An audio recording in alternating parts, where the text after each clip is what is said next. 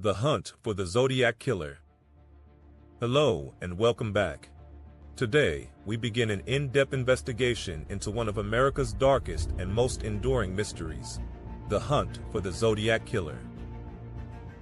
This is the story of a killer who craved not just murder, but fame, a phantom who haunted a generation and then vanished without a trace. Our story begins in the late 1960s. The summer of love was fading, and a dark shadow was creeping over Northern California. A new kind of predator was about to emerge. December 20th, 1968. Lake Herman Road, a quiet, isolated lover's lane. High school students, David Faraday and Betty Lou Jensen, were there on their first date. Suddenly, another car pulled up. A shadowy figure emerged with a gun and, in a swift, brutal attack, shot and killed both teenagers. There were no witnesses and no apparent motive. The police were baffled. For 6 long months, the case went cold, appearing to be a tragic but isolated incident, a mystery with no leads. Then, on the 4th of July 1969, the killer struck again. Darlene Ferrin and Michael Mayhew were sitting in their car at Blue Rock Springs Park, just a few miles from the first crime scene. A man approached their window with a flashlight and a 9mm pistol. Without a word, he opened fire, killing Ferrin and severely injuring Mayhew, who miraculously survived. Less than an hour later, a chilling phone call was made to the Vallejo police. A man spoke in a calm, rehearsed voice, taking credit for both attacks. "I also killed those kids last year," he said. 3 weeks later, the killer escalated his game. 3 nearly identical letters arrived at 3 major Bay Area newspapers, containing details only the killer could know. But he also included something else, a bizarre, 3-part cipher made of strange symbols. He demanded the newspapers publish it on their front pages, or he would go on a kill rampage. The letter was signed not with a name, but with a strange cross-circle symbol. A new phantom had just given himself a brand, the Zodiac. The newspapers complied, and the public was asked for help. A high school teacher, Donald Hardin, and his wife Betty, managed to crack the Z408 cipher in just a few days. The decoded message offered the first terrifying glimpse into the killer's mind. It began, "I like killing people because it is so much fun. It is more fun than killing wild game in the forest."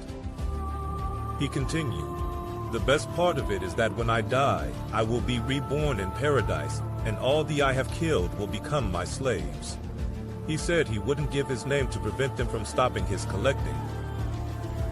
The Zodiac's reign of terror was now in full swing, and his next attack would be his most theatrical and terrifying yet. This time, in broad daylight. September 27th, 1969. A young couple, Brian Hartnell and Cecilia Shepard, were relaxing by Lake Berryessa when they were approached by a man in a bizarre, executioner-style hood. The Zodiac symbol was stitched on the front of the hood. The man claimed he was an escaped convict who needed their car and money. He calmly tied both of them up with plastic clothesline. Then, he pulled out a long knife and brutally stabbed both of them multiple times. Cecilia was stabbed 24 times, Brian 6 times in the back. After the attack, the man calmly walked to their car. On the door, he used a pen to write the dates of his attacks, by knife, and signed it with his cross-circle symbol. Cecilia Shepard tragically died from her injuries 2 days later.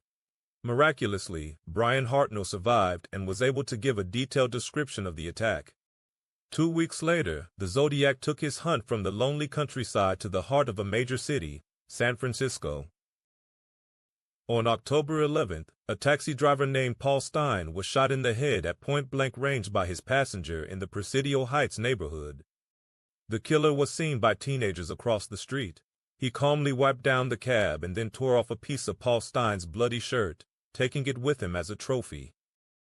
Police officers arrived just moments later. They saw a white man walking away from the scene, but a critical dispatcher error had mistakenly described the suspect as a black male. Believing he wasn't their man, the officers drove right past him. The Zodiac, the most wanted man in California, had just strolled past the police and vanished into the night. A few days later, a letter arrived at the San Francisco Chronicle. The envelope contained the piece of Paul Stein's bloody shirt, proving he was the killer. In the letter, the Zodiac mocked the police for their incompetence and made a new, terrifying threat. He claimed his next victim would be a school bus full of children. The city of San Francisco was now paralyzed with fear. The Zodiac was no longer a phantom on a lover's lane. He was a brazen killer who could strike anyone, anywhere. The manhunt became one of the largest and most complex in American history. Thousands of tips poured in, and police investigated over 2,500 potential suspects over the years. But the Zodiac was clever.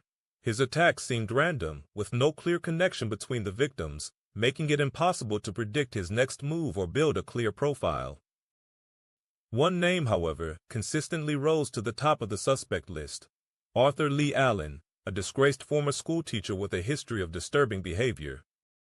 Allen was first reported to police by a former friend, who claimed Allen had confessed his desire to kill people and had mused about using the name Zodiac. The circumstantial evidence against him was compelling.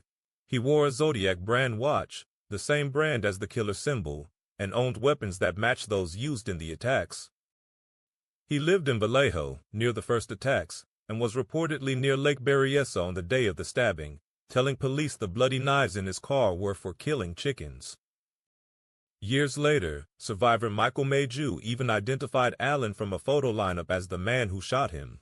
The case against him seemed to be building. But the hard evidence was never there. A handwriting analysis was inconclusive. Multiple searches of his home found nothing definitive to link him to the crimes.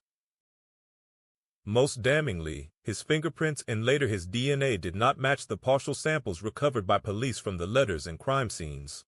The case against him remained purely circumstantial. After a final, taunting letter in 1974, the communications from the Zodiac abruptly stopped.